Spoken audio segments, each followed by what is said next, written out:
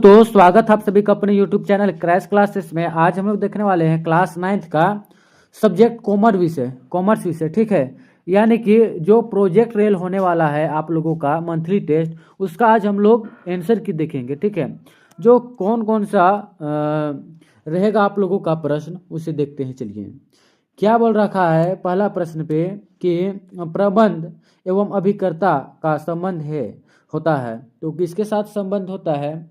तो ये होता है साझेदारी संगठन में। ठीक है, आगे देखेंगे 2 नंबर प्रश्न क्या है कि विक्रय विवरण बनाया जाता है। तो विक्रय विवरण बनाया जाता है तो क्या बनाया जाता है? तो ये बनाया जाता है विक्रेता द्वारा। ठीक है, आगे देखेंगे 3 नंबर सवाल क्या पूछ रहा है कि दलाल को क्रेता से रुपया वसूल करने का क्या कहलाता है? तो ये कहलाता है आप लोगों का कि ये अधिकार नहीं होता है।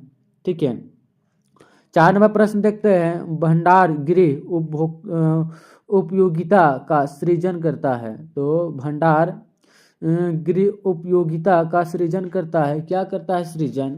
तो ये करता है आपका समय उपयोगिता का। ठीक है, यानी कि टाइम यूटिलाइजेशन का। ठीक है, 5 नंबर प्रश्न देखते हैं क्या बोल रहा है कि बंधक भंडार गृह स्थित होते हैं। ये कहाँ स्थित होते हैं? तो ये हो जाते हैं बंदरगाह पर। ठीक है, आगे देखेंगे 6 नंबर प्रश्न क्या बोल रखा है कि माल गोदाम का कार्य नहीं है, यानी कि माल गोदाम का क्या कार्य नहीं होता है? ये होता है ऋण प्रदान करना, नहीं होता है कार्य। ठीक है, आगे देखेंगे 7 नंबर प्रश्न क्या है कि एजेंट के प्रबंध के प्रति कोई 4 कार्य बताइए। ठीक है, तो इसके प्रति कोई 4 कार्य जो है निम्नलिखित यानी नीचे लिखा हुआ है। ठीक है, चलिए हम लोग उसी को देखेंगे। ये हो गया इसका प्रश्न 7 नंबर। ठीक है, एजेंट के प्रबंध के प्रति 4 कार्य। क्या पहला कार्य क्या हो जाएगा? तो पहला कार्य क्या हो जाता है? प्रबंध के निर्देशों के अनुसार व्यवसाय चलाना। ठीक है, दूसरा हो जाएगा कार्य को उचित कुशलता और सावधानी से करना। तीसरा कहलाएगा प्रधान को नियमित रूप से खाता विवरण कर देना। ठीक है, 4 नंबर कहलाएगा कठिनाई के समय प्रधान से संपर्क या सलाह लेना।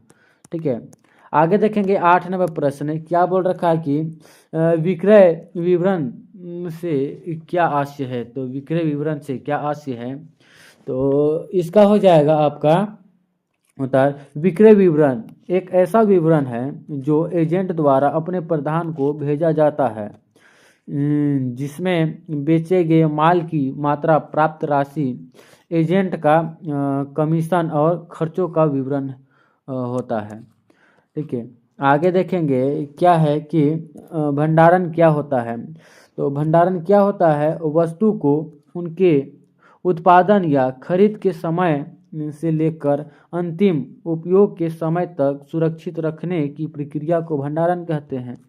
ठीक है, आगे देखेंगे 10 नंबर क्या है कि भंडार गृह का प्राथमिक उद्देश्य क्या है? तो भंडार गृह का प्राथमिक उद्देश्य क्या है? तो ये हो जाएगा भंडार गृह का प्राथमिक उद्देश्य माल को चोरी या खराब होते या छीन से सुरक्षित करना और बाजार में मांग एवं आपूर्ति के बीच संतुलन बनाए रखना है। ठीक है, आगे देखेंगे क्या है कि विक्रय विवरण तथा बीजक में अंतर स्पष्ट कीजिए। तो इसका आंसर क्या हो जाएगा? बीजक यानी कि यह विक्रेता द्वारा क्रेता को माल भेजते समय बनाया जाता है कि इसमें माल की कीमत और शर्तें का उल्लेख होता है। ठीक है, जिसमें से पहला विक्रय विवरण यह एजेंट द्वारा प्रधान को माल बेचने के बाद भेजा जाता है। इसमें बिक्री की शुद्धता, राशि का विवरण होता है।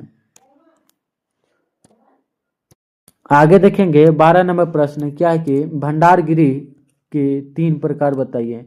तो भंडार गृह के 3 प्रकार क्या हो जाएंगे? पहला हो जाएंगे निजी भंडार गृह। ठीक है, दूसरा हो जाएगा सार्वजनिक भंडार गृह, तीसरा हो जाएगा बंधक या सरकारी भंडार गृह।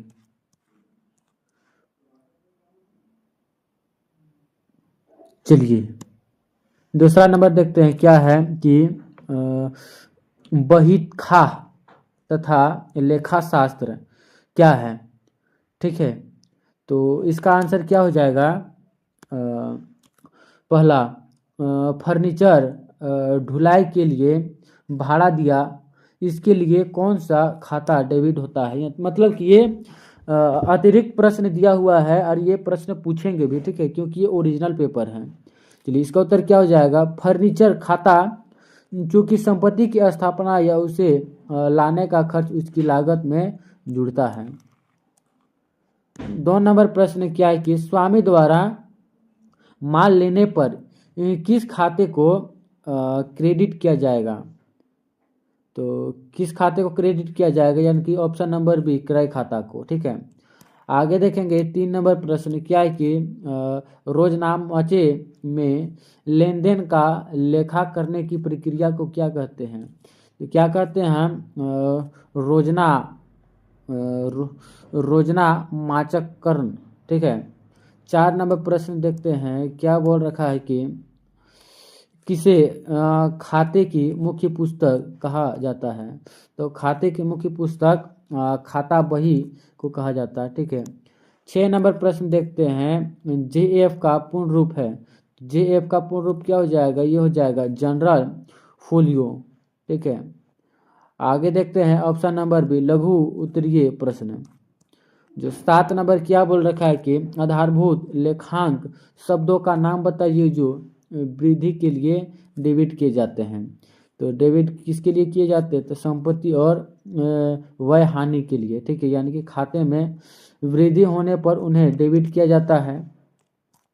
आगे देखेंगे, आगे क्या है 8 नंबर, खाते कितने वर्गों में विभाजित किए जाते हैं। ठीक है, तो जो खाते हैं उसे मुख्यतः रूप से खाते को 3 वर्गों में विभाजित किए जाते हैं। जो पहला हो जाएगा व्यक्तिगत खाते, दूसरा हो जाएगा वास्तविक खाते और तीसरा हो जाएगा अवास्तविक खाते, जिसे हम नाम मात्र कहते हैं। ठीक, यानी कि नाम मात्र के लिए होता है ये। आगे देखेंगे 9 नंबर प्रश्न क्या है कि खाता बही सब क्या समझते हैं। तो खाता बही से क्या हो जाएगा, खाता बही वह मुख्य पुस्तक है जिसमें जनरल से लेन देनों को अलग अलग शीर्षों खातों के अंतर्गत वर्गीकृत करके लिखा जाता है। 10 नंबर प्रश्न देखेंगे खतौनी से आप क्या समझते हैं। तो खतौनी से क्या समझते हैं, तो पहला उत्तर क्या हो जाएगा, जनरल में दर्ज किए गए लेन देनों को खाता बही के संबंधित खाते में स्थानांतरित करने की प्रक्रिया को खतौनी कहते हैं। ठीक है, खतौनी किसे कहते हैं समझ गए ना। आगे देखेंगे खंड से क्या है, जनरल को प्रारंभिक लेखा की बही क्यों कहा जाता है। तो पहला उत्तर क्या हो जाएगा, क्योंकि किसी भी व्यवसाय लेन देन का सबसे पहले लिखित रिकॉर्ड जनरल में ही किया जाता है, यहीं से लेखांक की प्रक्रिया शुरू होती है।